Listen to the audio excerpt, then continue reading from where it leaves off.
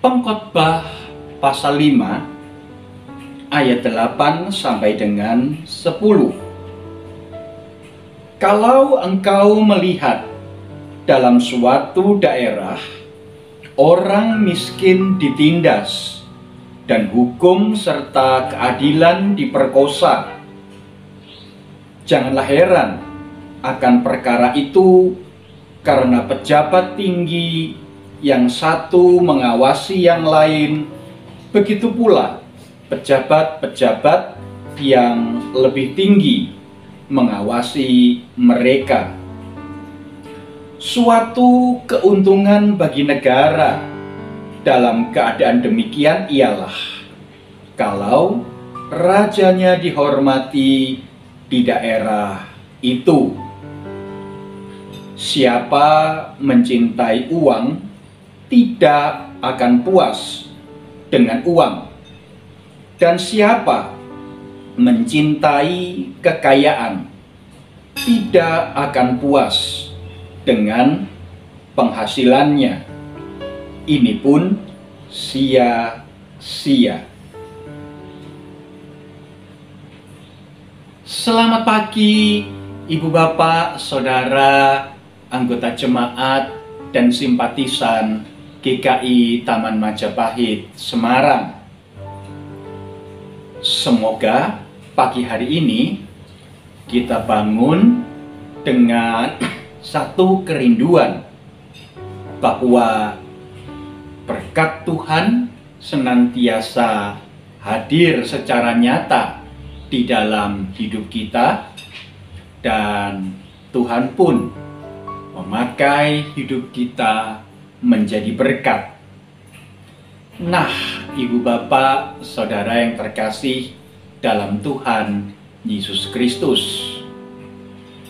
ada begitu banyak orang Kristen yang memahami istilah berkat itu sebagai harta, benda, sehingga tidak jarang orang kemudian berkata, mari kita hidup menjadi saluran berkat. Mari kita hidup supaya orang lain diberkati. Mari kita menjadi saluran berkat, sehingga begitu banyak orang bisa menerima, mengalami kasih Allah. Atau kita bermurah hati kepada seseorang, memberi kepada seseorang, khususnya di dalam waktu pandemi ini, dan kemudian berkata, ya, saya sedang ada berkat Tuhan, jadi ya, saya mau berbagi berkat dengan saudara. Berkat seringkali diasosiasikan, disamakan dengan harta, benda, atau bahkan uang. Tetapi Ibu Bapak, Saudara yang terkasih dalam Tuhan Yesus Kristus, rupa-rupanya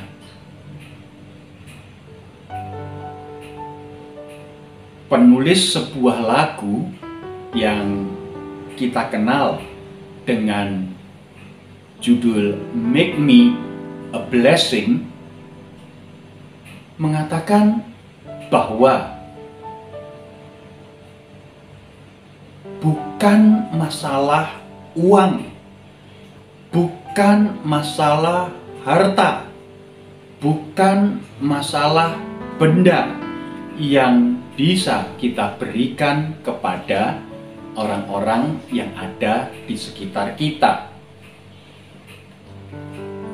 Judul lagu tersebut dalam bahasa Inggris adalah Make Me a Blessing. Jadikan aku sebagai berkat. Artinya, kehadiranku, eksistensiku, keberadaanku di antara orang-orang yang lain, itulah yang dipandang sebagai berkat. Rasa-rasanya kalau si A itu nggak hadir, nggak rame. Rasa-rasanya kalau si B itu nggak bersama-sama dengan kita, nggak seru. Kok ada yang kurang ya kalau si C itu tidak bersama-sama dengan kita? Ibu, bapak, saudara yang terkasih, keberadaan seseorang itulah, keberadaan kitalah yang seharusnya menjadi berkat. Uang, harta, atau benda bisa kita katakan sebagai berkat. Tetapi ingat bahwa penulis kitab Pengkhotbah mengatakan secara sinis, bahkan secara kasar, uang, harta, benda, itu semua adalah sumber masalah. Hati-hati dengan uang, hati-hati dengan harta, hati-hati dengan benda. Karena uang, hubungan persaudaraan kakak dan adik bisa renggang, retak, putus. Karena harta, hubungan pertemanan antara seseorang bisa hancur. Karena benda, akan timbul iri hati, keserakahan, dan keinginan untuk menguasai yang lain. Ibu, bapak, saudara yang terkasih dalam Tuhan Yesus Kristus, seorang tokoh politik internasional bernama Nelson Mandela bahkan pernah mengungkapkan, kemiskinan terjadi bukan sebagai sesuatu yang alamiah. Kemiskinan terjadi karena dibuat oleh orang-orang tertentu. Kemiskinan bukanlah sebuah kecelakaan, tetapi sebuah kesengajaan. Aduh, mengerikan sekali, menyedihkan dan memprihatinkan. Karena orang ingin mendapatkan kekayaan, karena orang tidak ingin merasa kehilangan, karena orang ingin terus menumpuk harta, kekayaan, uang, dan kekuasaan. Beberapa gelintir orang rela mengorbankan orang-orang yang lain. Ibu, bapak, saudara yang terkasih dalam Tuhan Yesus Kristus, tidak mengherankan kemudian dalam Perjanjian Baru Tuhan Yesus pun berkata, tidak bisa orang itu hidup melayani dua tuan, melayani Allah atau melayani Mamon. Tidak bisa. Pilih salah satu.